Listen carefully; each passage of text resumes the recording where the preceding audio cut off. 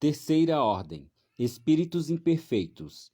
Caracteres gerais: predominância da matéria sobre o espírito, propensão ao mal, ignorância, orgulho, egoísmo e todas as más paixões que lhes são consequências. Têm a intuição de Deus, mas não o compreendem. Não são todos essencialmente maus. Em alguns, há mais de irreflexão, de inconsequência e de malícia do que verdadeira maldade. Uns não fazem o bem, nem o mal, porém, só pelo fato de não fazerem o bem, denotam a sua inferioridade. Outros, ao contrário, se comprazem no mal e ficam satisfeitos quando encontram oportunidade de fazê-lo. Eles podem aliar a maldade e a malícia à inteligência, mas qualquer que seja seu desenvolvimento intelectual, suas ideias são pouco elevadas e seus sentimentos mais ou menos inferiores. Os seus conhecimentos sobre as coisas do mundo espírita são limitados e o pouco que sabem se confundem com as ideias e os preconceitos da vida corpórea. Não podem nos dar, senão, noções falsas e incompletas. Porém, o observador atento encontra frequentemente em suas comunicações, mesmo imperfeitas, a confirmação das grandes verdades ensinadas pelos espíritos superiores. O seu caráter se revela pela sua linguagem. Todo espírito que, em suas comunicações, revela um mau pensamento, pode ser classificado na terceira ordem. Por conseguinte, todo mau pensamento que nos é sugerido provém de um espírito dessa ordem. Veem a felicidade dos bons e isso para eles é um tormento incessante, porque experimentam todas as angústias que a inveja e o ciúme podem produzir. Conservam a lembrança e a percepção dos sofrimentos da vida corporal e essa impressão frequentemente é mais penosa que a realidade. Sofrem, pois, verdadeiramente pelos males que suportaram e pelos que fizeram os outros suportarem, e, como sofrem por longo tempo, creem sofrer sempre. Deus, para os punir, quer que eles creiam assim.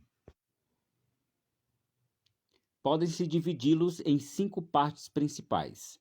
10ª classe. Espíritos impuros. São inclinados ao mal e fazem dele objeto de suas preocupações. Como espíritos, dão conselhos desleais, fomentam a discórdia, a desconfiança e se mascaram de todas as formas para melhor enganar. Ligam-se aos homens de caráter bastante fraco para cederem às suas sugestões, a fim de prejudicá-los, satisfeitos em poderem retardar o seu progresso e fazê-los sucumbir nas provas porque passam. Podem ser reconhecidos em suas manifestações pela sua linguagem. A trivialidade e a grosseria das expressões, nos espíritos como nos homens, é sempre um indício de inferioridade moral, senão intelectual. Suas comunicações revelam a baixeza de suas inclinações e, se tentam enganar falando de maneira sensata, não podem sustentar por muito tempo seu papel e acabam sempre por revelar a sua origem. Certos povos fizeram deles divindades malfazejas. Outros o designaram sob o nome de demônios, gênios maus e espíritos do mal. Quando estão encarnados, os seres que eles animam são inclinados a todos os vícios que engendram as paixões vis e degradantes.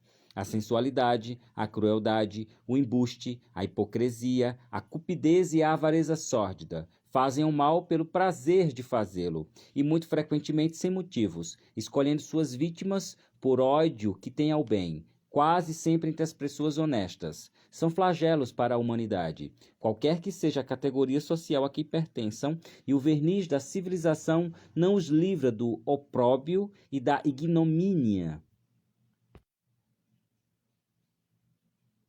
9ª classe. Espíritos levianos. São ignorantes, maliciosos, inconsequentes e zombeteiros. Envolvem-se em tudo, respondem a tudo, sem se preocuparem com a verdade. Comprazem-se em causar pequenos desgostos e pequenas alegrias, atormentando, induzindo maliciosamente ao erro por meio de mistificações e travessuras. A esta classe pertencem os espíritos vulgarmente designados sob o nome de gnomos, duendes, diabretes, trasgos. estão sobre a dependência dos espíritos superiores, que frequentemente os empregam como fazemos com os nossos servidores. Nas suas comunicações com os homens, a sua linguagem é algumas vezes espiritual e engraçada, mas quase sempre sem conteúdo. Compreende os defeitos e o ridículo humanos, exprimindo-os em tiradas mordazes e satíricas. Se usam nomes supostos, é mais por malícia do que por maldade. 8ª classe. Espíritos pseudo-sábios. Seus conhecimentos são bastante amplos, mas creem saber mais do que realmente sabem. Tendo, algumas vezes, progredido em diversos pontos de vista, sua linguagem tem um caráter sério que pode iludir sobre as suas capacidades e a sua iluminação interior. Em geral, porém, isso não passa de um reflexo dos preconceitos e ideias sistemáticas da vida terrena. É uma mistura de algumas verdades ao lado dos erros mais absurdos, nos quais se percebe a presunção, o orgulho, a inveja e a obstinação dos quais não puderam se despir. 7ª classe. Espíritos neutros.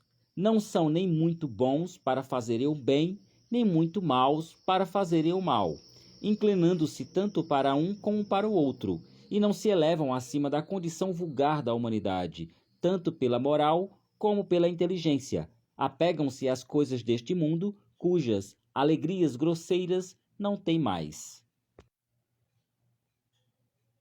6ª classe. Espíritos batedores e perturbadores. Estes espíritos não formam, propriamente falando, uma classe distinta pelas suas qualidades pessoais, podendo pertencer a todas as classes da terceira ordem. Manifestam frequentemente sua presença por meio de efeitos sensíveis e físicos, tais como pancadas, o movimento e o deslocamento anormal dos corpos sólidos, a agitação do ar e etc.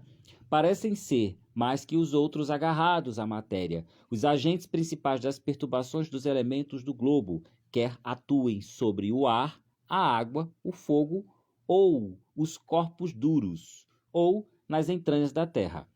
Reconhece-se que esses fenômenos não são devidos a uma causa fortuita e física, quando têm um caráter intencional e inteligente. Todos os espíritos podem produzir esses fenômenos, mas os espíritos elevados os deixam, em geral, como atribuições dos espíritos subalternos, mais aptos às coisas materiais do que às coisas inteligentes. Quando julgam que as manifestações desse gênero são úteis, servem-se destes espíritos como seus auxiliares.